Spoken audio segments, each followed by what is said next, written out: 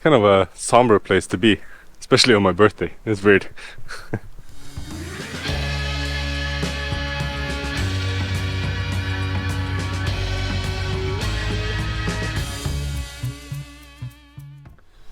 What's up guys, welcome back to Ride the Bean. Today I am leaving Slovakia and crossing the border over to Poland, where I'm gonna have, hopefully, a very interesting experience today. But my host here was so kind. She made me coffee and apple cake and gave me yogurt and a banana for breakfast. That was so nice. People here in Slovakia are just amazing. Everyone I've met on this short trip through this country has been so kind and so welcoming and curious about what I'm doing and where I'm going. It's really fun. But now I'm just gonna finish my breakfast and get on the road and head for Poland. Interesting thing about today is that it's my birthday. It's my 36th birthday today. So I thought I would celebrate by going to Auschwitz. That's a strange way to celebrate my birthday, isn't it? Yeah, that's gonna be an interesting experience, I think. Probably pretty sad and overwhelming, but interesting. It's important to learn and remember these things, what happened there. And I also got a birthday present. A local non-alcoholic beer, fruit beer. That's really cool. Hope I can get up here without sliding. Just all right. Gun it, I guess. Yes. If we can squeeze past the car here without ruining the chili and tomato plants. That's a really nice chili. Yeah. Thank you very much. Thank you. It was very nice. Yeah. Have a nice day. Thank you so much. Bye bye. Ahoy. Thank you so much. Yes. Goodbye. Ah, they were so kind, so nice. Well, today it looks like it's gonna be a really nice day on the road. This landscape around here is amazing. Slovakia is one of those countries that I never really thought about before. But after being here, I realized how amazingly beautiful it is. Like with mountains and valleys and a rich history I don't really know too much about, but this whole region is amazing. Ah, this is the town center. Really cozy.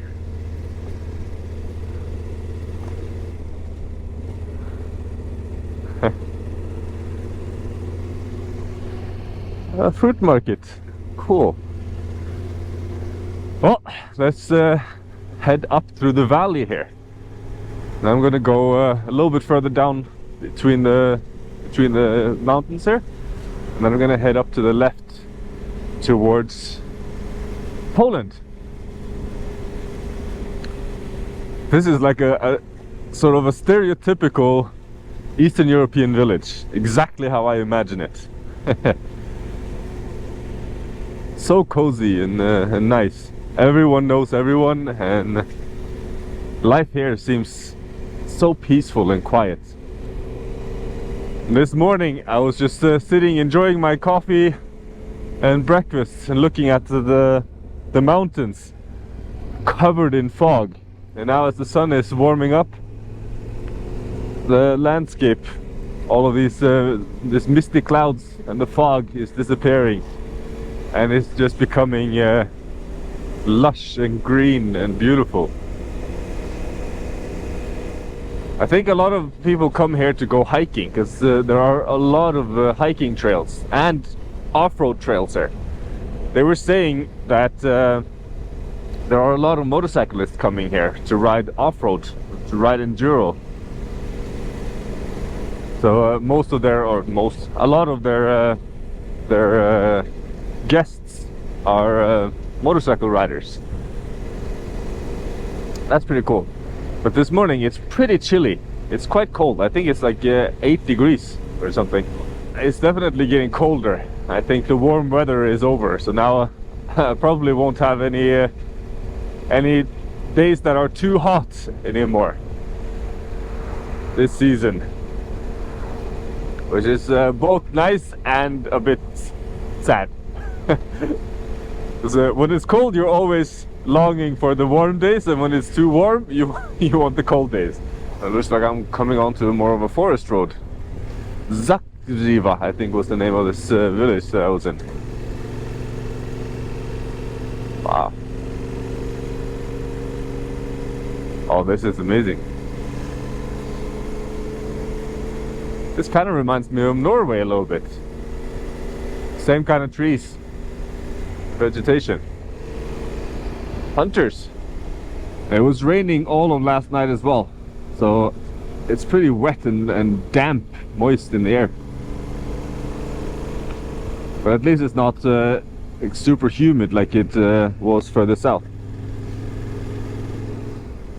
I'm guessing this must be a very cold place in winter. Now I have about roughly 2.5 hours to ride until I'm in what the hell is the name of this place? Auschwitz, where are they going to pick berries?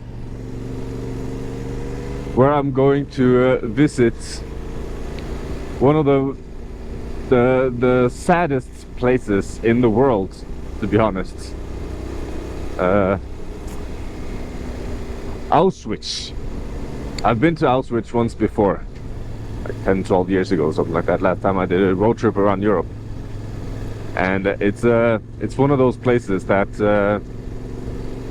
nobody really wants to go to, but that I think is really important to go to. Everyone should go there at least once in their life, just sort of for a reality check in a way. Because, well, I'm not saying people are not suffering today, because people are definitely suffering today as well. But this is sort of one of the reminders of of human cruelty, and going there reminds you of what has happened before, and to not do it again, or look for signs when things are happening, to stop something like that from happening again. And it's kind of interesting because all around Europe, also in Slovakia, or in Hungary, in Budapest now, walking around the city, in every city in Europe basically, you see these trip stones on the ground with a name on it.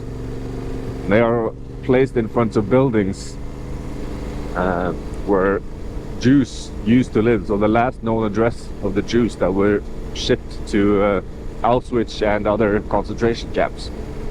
And it's sort of a silent reminder, kind of, everywhere you go in Europe, in every city you see them. And it's a sort of a statement of how vast that machine was, getting people just shipped from everywhere to a death camp.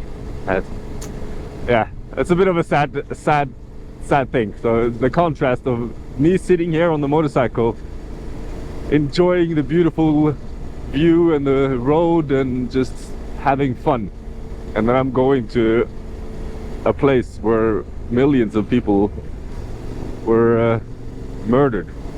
But it makes me appreciate the freedom that I have and the opportunity I have to do something like this today. Just puts all the shitty things in your life in perspective, because no matter what happens in my life, it will never ever get even close to what so many millions of people experience there. Lately I really feel like I'm rolling for Delph like Philly. feel like I'm losing control of myself. I sincerely apologize if all that I sound like is I'm complaining, but life keeps on complicating, and I'm debating on leaving this world this evening. Even my girl can see I'm grieving. I try to hide it, but I can't. Why do I act like I'm all high and mighty when inside I'm dying? I'm finally realizing I need help. Can't do it myself. 2 weeks I've been having ups and downs, going through peaks and valleys, dilly-dallying around with the idea of ending this shit right here. I'm hating my reflection. I walk around the house trying to fight mirrors. I can't stand what I look like. Yeah, I look fat, but what do I care? I give a fuck. Only thing I fear is Haley. If I go with my heart, then I might see her. I think this is the border of Poland, actually. Oh yeah, Poland. Welcome to Poland. Huh. Wow. That's nice. Finally, borders are just normal roads. You don't have to go through these checkpoints. Oh, another country on this journey, Poland. Cool. Huh. I come into my first Polish village. It's a market with a bunch of kids' toys and candy. There's something going on, and a whole group of bicyclists. Huh. That's a nice way to bike with your kid. That's cool. I haven't seen a seat like that. Where are these guys going? There's something going on here. Barbies are popular here too, it seems. This is very cozy. Village life in Poland. Today I have a very sort of tranquil feeling. I don't know. The weather is beautiful, the temperature is nice, and I don't know, riding through these Slovakian and Polish villages and just watching people as I ride through. I don't know, it's like this really like tranquil, meditative feeling. I'm just riding through, listening to music, enjoying myself. That's nice. Days like this on the road are the best. It's always so interesting to watch these villages and watch what's going on. Watch life. Regular life in a place that is very unusual to me. People seem to just be relaxing and taking it easy. I guess there's a school trip, excursion to something. Everyone is riding their bicycles around. It seems like almost everyone has solar panels on the roof here. That's pretty cool. You don't see that too much in Norway. I guess in Norway it's a little bit different because we never have sun, so it wouldn't be that that useful. Milovka, I think was the name of this little town. Oh, Popo. They're setting up for a control. Looks like. Oh, hopefully I won't get stopped anywhere. Well, now I'm almost where I'm going. Oh yeah, here it is. This is the Auschwitz camp. It's kind of an eerie feeling driving past there, knowing what has been going on.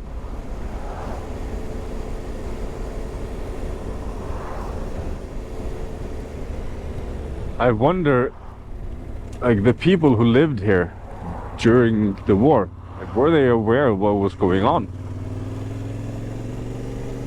Probably not. Of course, this is packed with tourists. It's a bit of a strange thing that a place like this has become a tourist magnet.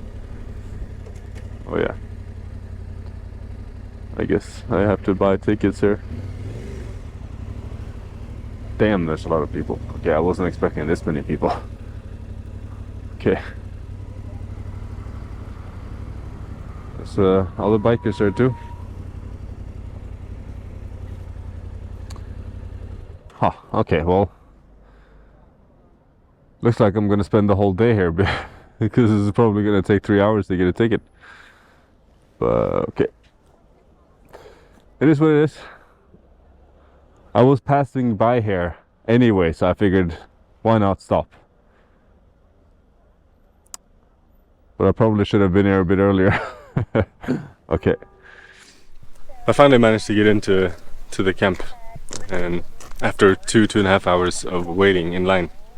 And now I accidentally joined a tour. I wasn't planning on that, but we just like huddled through this gate, and then suddenly, okay, here's a headset, and then now you join the English tour. Okay, you can try to learn something. I was originally just planning to just walk around a little bit for half an hour and then move on.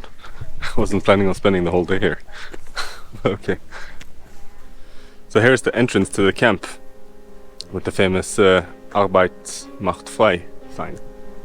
Probably the most famous after the train entrance in Birkenau. It's kind of a somber place to be, especially on my birthday. It's weird.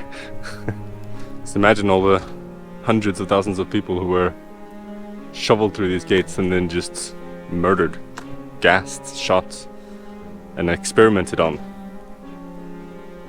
And forced to labor, forced to build this whole camp. It's a bit of a strange experience to be here, to be honest.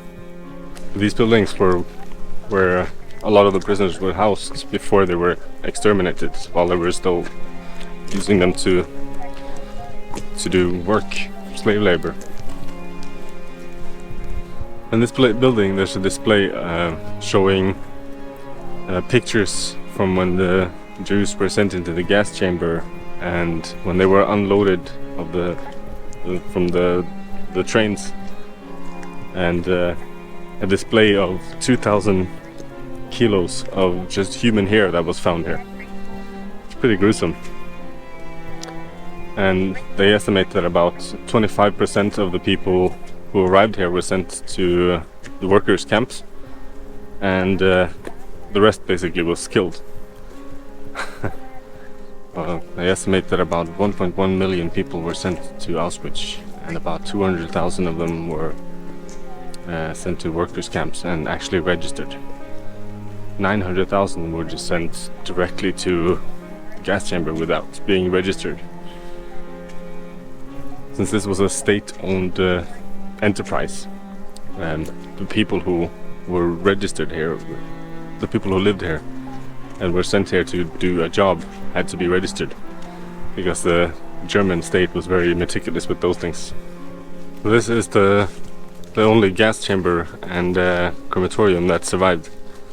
So in one side it was the gas chambers where they dropped Cyclone B and just gassed the people, and then they burned them right next door. They managed to burn over 350 people every 24 hours. Now the tour is over. I didn't know you had to join a tour to go here. That was not really what I planned on. I planned on spending like half an hour here just walking around a bit and then leaving. But now I've been here for 4 or 5 hours and I'm exhausted. It's been a very interesting experience. I've been here before, so it's kind of, I've heard all of these stories before.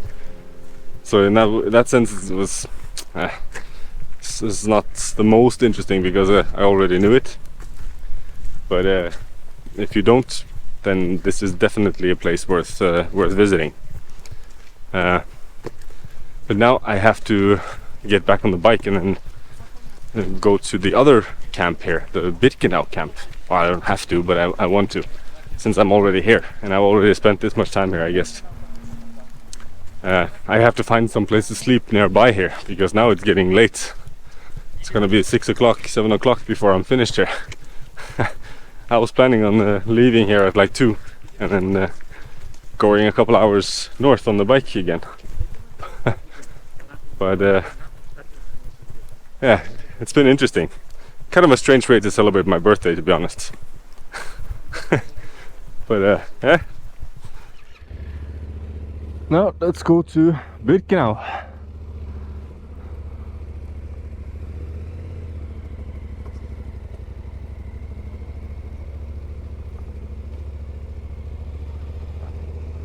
There's so many people here. It's crazy. Visiting this place is extremely interesting, and it's yeah, like I said before, it's something I think everyone should do at least once. But I kind of wish I didn't do it today, to be honest. I think if you come outside of the season, it's a much better visit, and you actually can pay attention to things. Because when you're walking in a flock of people and there's just tour after tour after tour after tour after tour after tour after tour, it's just tiring, and you just get tired. You don't really pay attention to anything. So now I'm just exhausted, so tired, and it took 2.5 hours to get the ticket, and then like 2.5 hours of touring. So I came here at about 11:30 today, and now it's 4 o'clock, and I'm not even done with the tour. So yeah, I'm feeling it was maybe not the brightest idea to come here today. This was the railway that was connected to Birkenau, where they just shipped the prisoners in and divided them. And there was this guy just saying, you there, you there. And then those people were exterminated, and those people were sent to work camps. It's a kind of a crazy thing. It's crazy how efficient they were in killing people. That's probably the most efficient killing machine ever invented. Cars and buses. So no, I have to find a different place to park. I don't want to pay again for parking. I had to pay 15 zloty to park there. Now there's got to be a place I can park for cheaper. If I just park here, I don't think anyone would care. Damn it, I bent my key. It's so difficult to get it in and out. So welcome to Birkenau. This is where the famous tram line goes, where the trains stopped to unload all the Jews, all the people. Not just Jews, but mostly. I read a little while ago that this tram line is pretty controversial, because nowadays influencers they're going right here and taking pictures, taking selfies and posing, and people are thinking it's disrespectful. Yeah, over there are some people posing and taking pictures. I'm in the rain now, but I don't know if I agree that it's disrespectful, because who does it bother? Oh, there's a bunch of cards with stuff written on it. Huh. Yeah, I don't know if I agree that this is disrespectful, because it's just a place now. Yeah, what happened here is horrible and gruesome, and it should definitely be remembered and talked about and all of this. But today it's just a place, and it's not disrespectful to do anything. It's like, don't destroy anything. That's just disrespectful, but just taking pictures. Who cares? I don't get this, why people are offended by certain things.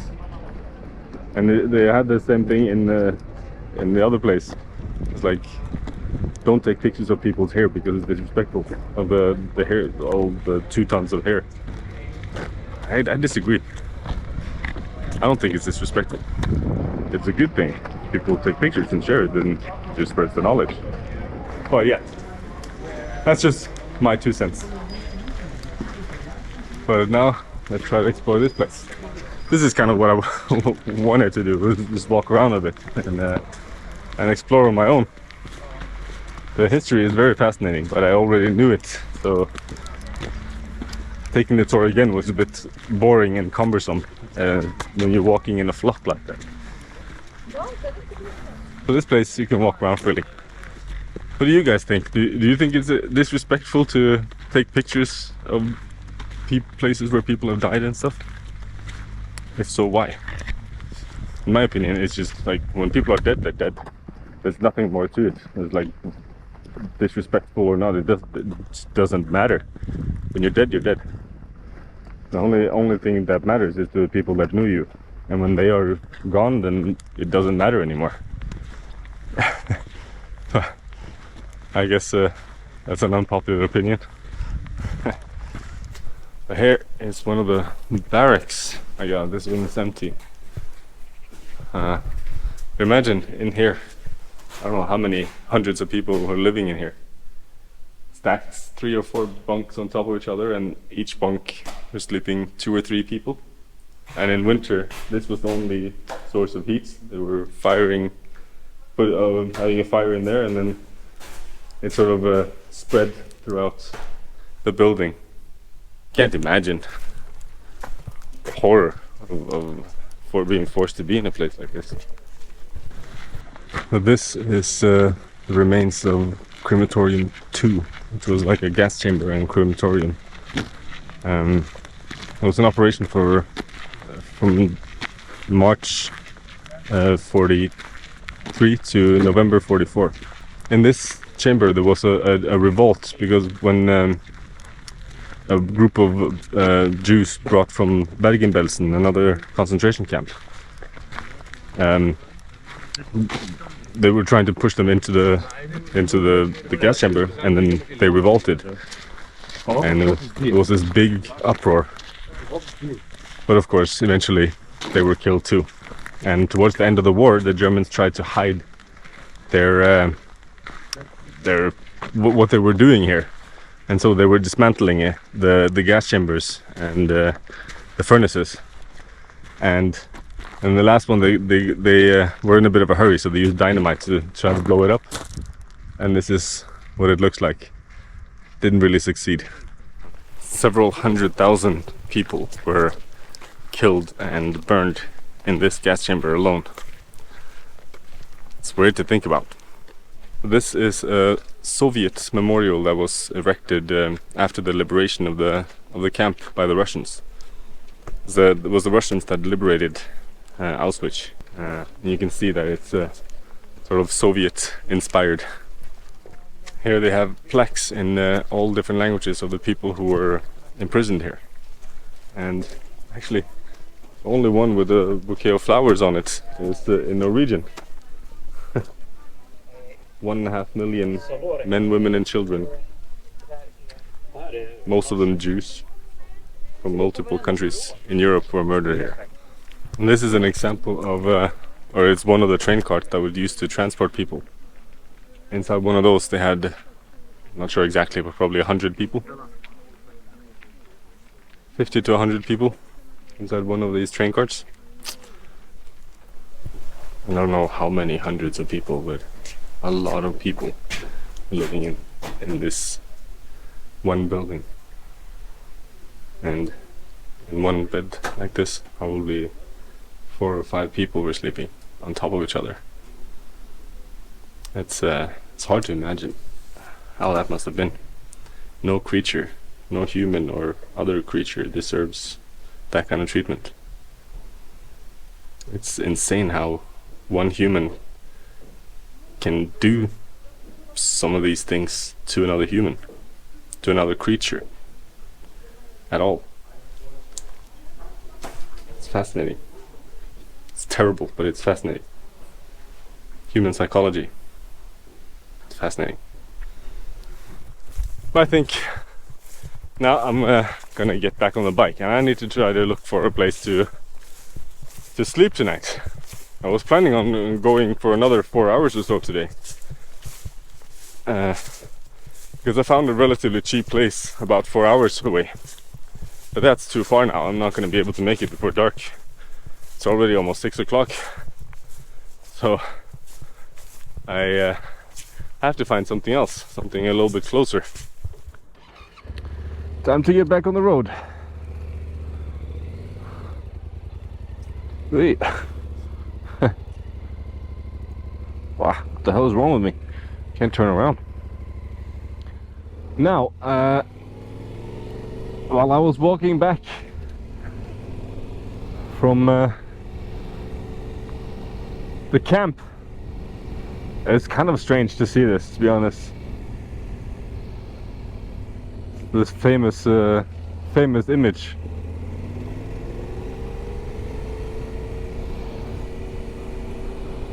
Huh. Well, yeah, while I was walking back, I was looking at the map to find a place to sleep, and I found a pretty cheap bed and breakfast in the nearest town here. So I think I'm just gonna stay there. It's 6 o'clock now, so it's a bit late to start hitting the road again. Well, so I think I'm just gonna stay in this town until tomorrow, and then I'm gonna head north towards Lithuania, Vilnius. Probably gonna take me 2 days to get there. That's the direction. Then we'll see what happens. Strange, I was supposed I was planning on riding another 4 hours today, but this whole thing didn't turn out exactly how I planned. But it is what it is. It was interesting. But this place is, I don't know. It's, it makes me think on a lot of different things. Like it's kind of conflicting. Because on the one hand, it's like, oh, not on the one hand, it is a tragic place, and a really important place to go to, and to sort of pay your respects, I don't really know about that, but at least go there to learn and be aware, gain some knowledge about what actually happened. I feel that's really important to do, because knowledge is always important. But from a like a curious perspective, I completely agree with everything that about this place, like that people are saying and thinking, and the feelings people have towards them, especially Jewish people. I completely get it. And I think it's really important for school kids and school classes to go there and all of this. But it also makes me think about why is this so important when so many other places are not, that should be. Of course, it's not on the same scale. Like, this is huge. This is the biggest killing machine ever in history. But like the Armenian genocide, the genocide in Sudan, nobody talks about that. There's no education about those things anywhere in school. I never heard about any of these conflicts or things growing up. I just learned about them because I'm curious about it, and so I looked it up myself. And it's kind of shocking when you find out about all of these. And the Uyghurs, the genocide of the Uyghurs, that is actually ongoing at the moment, and in Sudan, the genocide in Sudan is ongoing at the moment, and several places in Africa. But nobody even talks about it. I just find that very interesting, because I think we sort of pick and choose which parts of history that we want to remember and that we feel are important, based on where we're from and how close we feel to whatever tragedy we're talking about. But like if you're from Armenia, the Armenian genocide feels probably a lot worse than the Holocaust. And if you're from Sudan, that feels a lot worse than the Holocaust. Nobody there has any connection to the Holocaust, so for them it's not really that important. For them it's just another tragedy, kind of. And it wasn't until very recently that the Norwegian government sort of acknowledged that we exterminated the Sami people in our country. we were killing and oppressing the Sami people for a long time in Norway. Even that I learned very little about in school. I learned most about that after I finished school, after I became an adult. But I guess that's the point of a place like this. It's supposed to make you think and reflect, and that it definitely has. Kind of a strange place to spend my birthday, to be honest, but it doesn't really make me feel cheery and happy. But we're gonna stop at the store and get some beers for tonight. Now, while I was in the store, I got a message from the place that I booked at, saying, "Are you aware that you booked a tent and not a room?" I'm like, no. I thought it was a room, not a tent, because there was no mention of the tent in the description of the room. So I had to cancel it. So I had to look for another room, but there is nothing else in this area that costs less than €100 a night. Crazy expensive. So I found a place in a town starting with K, about half an hour from here. So I guess I have to go there now. Now I was kind of looking forward to getting to the place, but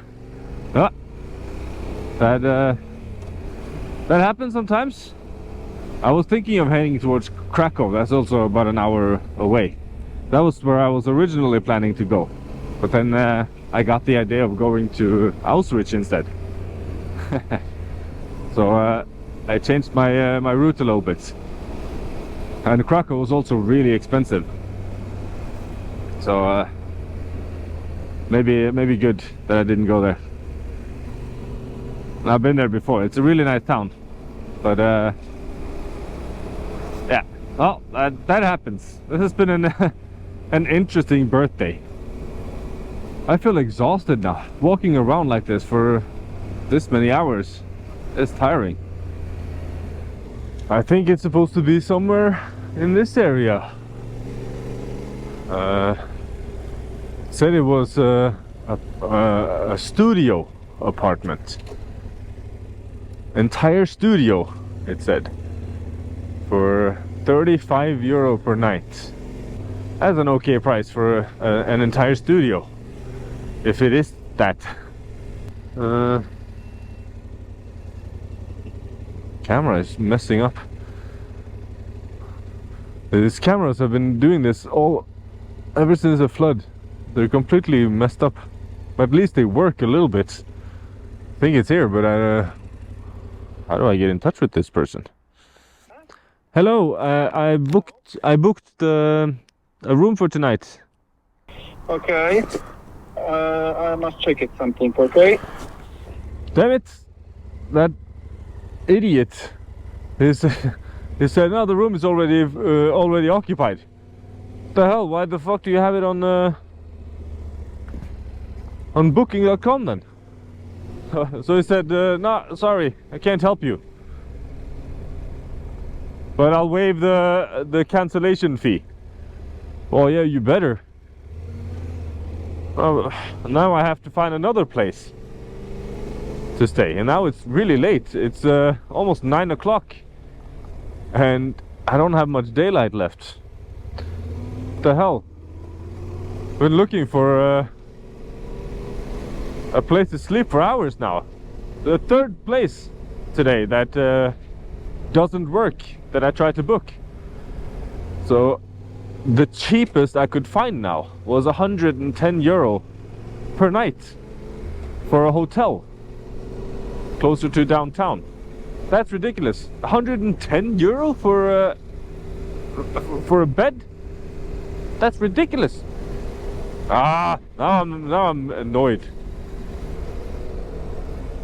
Keep your booking straight. Keep your listing straight. Don't have it available if it's not available. There were like 2 or 3 options when I booked that for a decent price, but now it's so late that everything is just too expensive. I don't have another choice now. Now it's too late for me to start looking for a campsite because I'm in the middle of a city. There's no camps around here, so I don't have a choice. I have to pay 110 euro for one night. It's beautiful, beautiful sunset though. Beautiful colors in the sky. That's the positive. Damn it! Why do these things keep happening? Why is it so difficult to book a place? So 4 times the charm, hopefully now. A hotel, they have to have a room. So it's here. This is supposed to be the hotel.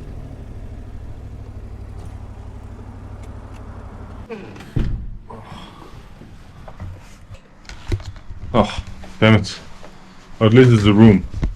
The bathroom okay? Yeah. Oh, that's quite nice. Oh. At least I have a place to stay tonight. Damn it. Holy crap. I don't know how many hours. 2-3 hours looking for a place to sleep. After I booked the first one. Damn it, what a day. This has been an interesting birthday. At least I got my bags up. And now I'm so tired. It's 9:30. And I need to get to bed soon. I'm so tired. But at least I found a place in the end. I hope you guys have enjoyed this episode. If you did, give me a thumbs up, click subscribe and ring the bell if you want to see what I end up doing tomorrow. Tomorrow, the plan is to head further north. So I'm typing in Vilnius on my GPS, and then we'll see how far I get. If I need to camp or find a place to stay, I don't know. We'll see. We'll see what happens tomorrow. But I need to get north now, pretty fast. Today was an interesting day.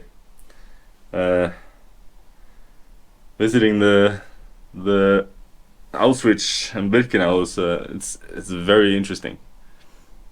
It was just I was in such a good mood when I arrived there and so excited to go there, and then standing in line for more than 2 hours, 2.5 hours. That just killed my mood. And when I was entering the camp, I was already tired and I wasn't in the mood to be there. I'm sorry if I sounded negative or yeah, whatever. But the place is amazingly fascinating. It's a terrible place to be, or it must have been a terrible place to be. For me, it wasn't that terrible. I can't complain compared to what original inhabitants had to go through. But it's a real eye opener. It's yeah. I wouldn't say it was fun, but it was interesting. And it always, like, visiting places like that. I've been to several concentration camps in Poland and Germany and yeah, different places. And it's always, it really makes you think. But I guess it makes me think in a little bit of a different way than than most people. But it is what it is. My brain works in a different, in a strange way, you can say. But now I just, I'm gonna jump in the shower and then hit the hay, basically. I'm so tired. So I guess I'll see you in the next episode. Peace. Damn it. I don't know what to do now. I'm just... Yeah. One hell of a birthday. I guess I felt... when I decided to go to Auschwitz, I kind of felt like, well, my birth was a disaster, so why not visit a disastrous place on my birthday?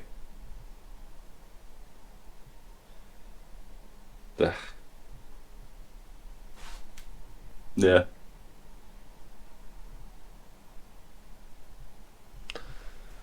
Oh yeah.